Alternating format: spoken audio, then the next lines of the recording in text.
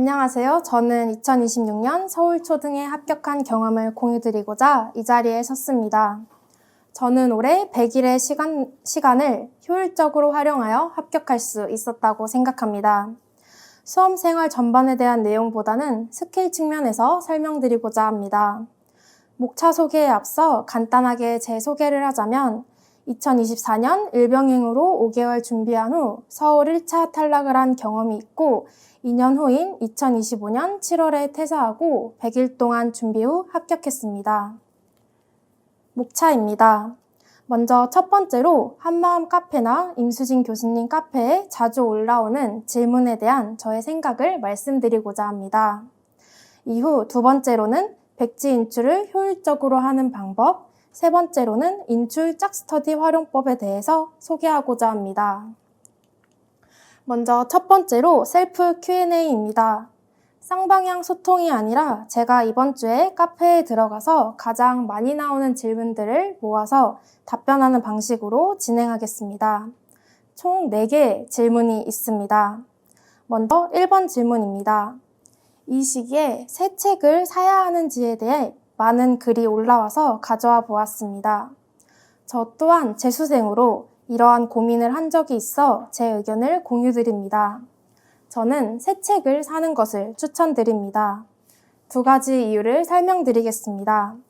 먼저 첫 번째로 항상 개정되는 법률과 추가되는 내용을 수험생이 일일이 확인하기 어렵기 때문입니다.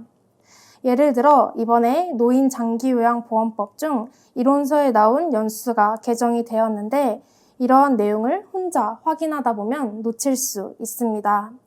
또한 칸이 부족해서 써넣기도 어렵고 최근에 나온 문제들은 중요도가 떨어졌다고 하지만 막상 공부하다 보면 최근 기출을 안 볼 수가 없기 때문에 새 책으로 공부하는 게 스트레스가 덜하다고 생각합니다. 두 번째 이유로는 뒤에 설명드릴 짝스터디를 하실 계획이라면 새 책이 필요합니다. 전화로 하다 보면 해당 내용을 페이지 번호로 설명하는 게 필요한데 책이 다르다 보면 불필요한 시간이 낭비되는 경우가 있기 때문입니다. 2번 질문입니다. 재수시 이론 강의를 들어야 하나요? 에는 저는 추천하지 않는다고 답변 드리고 싶습니다. 이미 한 번의 이론 강의를 들었다면 또 듣는 것은 큰 의미가 없다고 생각합니다. 임용 공부는 강의를 듣는 것보다 스스로 공부하는 시간을 확보하는 것이 더 중요하다고 생각합니다. 자신이 부족한 부분의 파트만 듣거나 저는 과감히 7월 문풀 모국 강의부터 들어도 충분하다고 생각합니다. 저 또한 정신간호 파트가 약해서 특강으로 열어주시는 인지행동치료 특강 강의만 수강하였습니다. 다음 질문입니다. 단권화를 해야 하는지 질문이 많은데 교수님 말씀처럼 이론서에 단권화하는 방법을 추천드립니다. 이론서의 기출 확장 내용, 중요 부분 등을 자신이 알아볼 수 있는 방식으로 표시하여 이론서 기준으로 회독하는 것이 필요하다고 생각합니다. 특히 최근 기출 기조가 요약된 무언가를 본다고 풀 수 있는 문제에서 이론서에 있는 전체 내용을 알아야 풀 수 있는 문제로 변했기 때문입니다. 마지막 질문입니다. 2차 준비를 미리 해야 하나요? 라는 질문입니다. 저는 비추천합니다. 1차 끝나고 2달여간의 시간이 있어 이 시간도 충분하다고 생각합니다. 특히 서울 문제가 전공 문제도 있고 평가원과 스타일이 달라 저도 처음에 많이 헤맸던 기억이 있는데 후반부에 가서는 오히려 조금 길다 싶을 정도였습니다. 일단 1차 점수 확보에 집중하시고 이후 2차 준비를 추천드립니다. 2차 준비에 불안감이 없기 위해서는 무조건 1차 점수에 커프를 확 벌려놓는 게 필요합니다. 다음 주제는 저만의 백지 인출 방법입니다. 저는 마이맵 각 파트 첫 페이지에 있는 개괄을 보고 백지 인출을 진행했습니다. 손으로 쓰면 시간도 많이 소요될 뿐 아니라 손목에 무리가 갔습니다. 아이패드에 굿노트를 켜놓고 키보드로 타이핑 지는 방법을 진행했습니다. 백지 인출 루틴은 총 4단계입니다. 정답이 써져 있지 않은 마이맵을 보고 인출해보는 과정을 거칩니다. 초반에는 당연히 인출이 안 되어 힘들겠지만 몇 분 생각하다가도 안 떠오르면 그냥 넘어가고 나중에 보충했습니다. 그 이후 이론서를 보면서 못 쓴 부분, 모르는 부분을 빨간색 펜으로 써주었습니다. 그와 동시에 노란색 형광펜으로 다음 복습 시 봐줘야 할 부분을 한 번 더 표시했습니다. 이후 다음 날 1시간을 복습 시간으로 무조건 빼주었는데 이때 노란색 형광펜을 읽으면서 한 번 더 파란색 형광펜으로 중요한 부분, 외워야 하는 부분을 표시하고 넘어갔습니다. 백지 인출을 2번 정도 하면 전체 내용에 대한 암기력이 올라가고 저는 보통 백지 인출 1회독을 3주 정도 걸렸던 것 같습니다. 총 3회독 진행했습니다. 2026년 기출을 예시로 들어 초반에 백지 인출한 자료와 이후 자료를 선생님들께 공유하여 함께 보도록 하겠습니다. 먼저 2026년 기출인 듀발 가족 발달 이론입니다. 초반 백지를 보시면 단순히 단계 나열과 기준 구분만 할 수 있었습니다. 이때 쓰지 못한 발달 가업을 빨간 펜으로 작성해 주었습니다.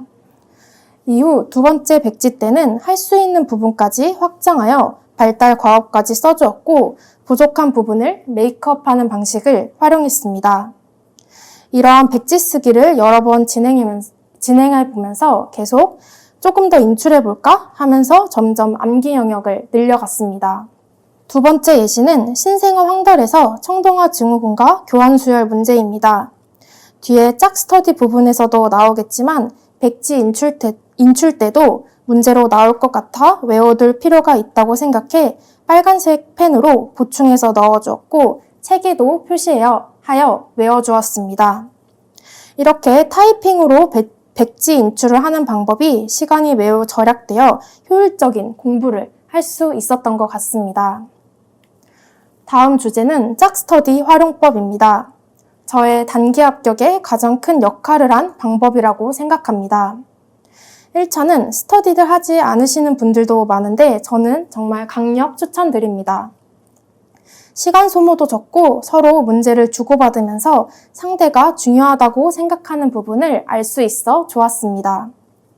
짝 스터디는 주 6회 30분 진행하였고 저녁 공부가 끝나는 시간으로 맞추어 공부 시간을 유지하는 역할 또한 해주었습니다.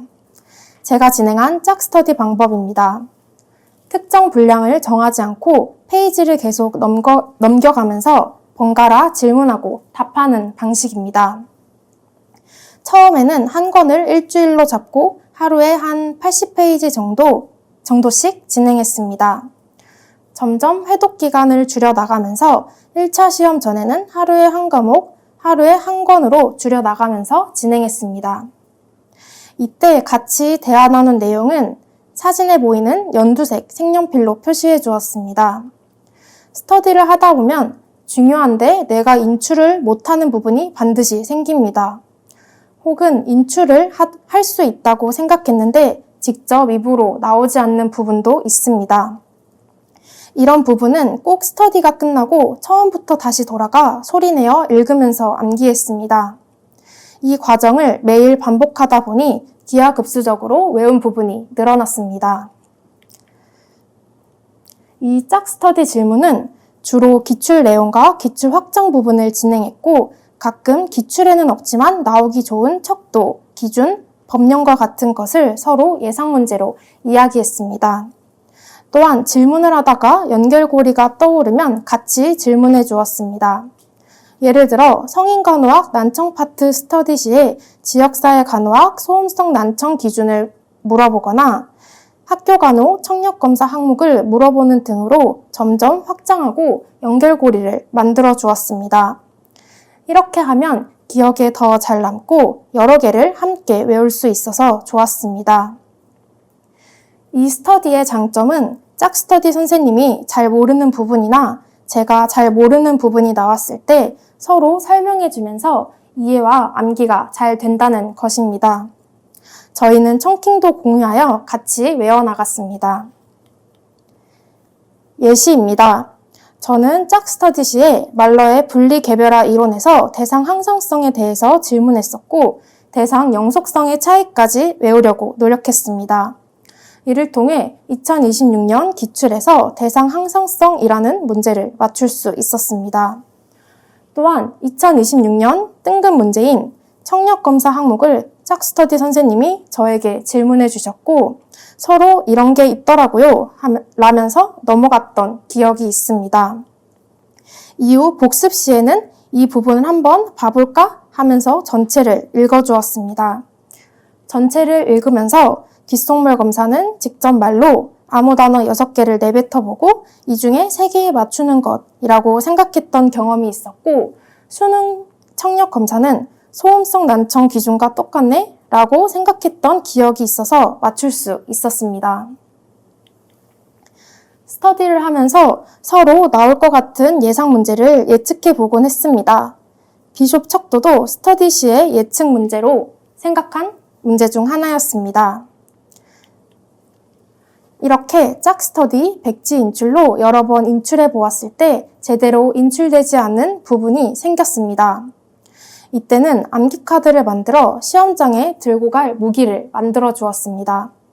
시험 3주 전에는 한나절을 이 암기카드 외우는 데에만 사용했고 그때 비숍 척도나 업무 수행 적합 여부와 같은 항목을 제대로 외울 수 있었습니다. 외우다가 똑같이 쓰지 못하는 부분은 회색 색연필로 표시해 주었고 그 부분을 중점적으로 다시 외웠습니다.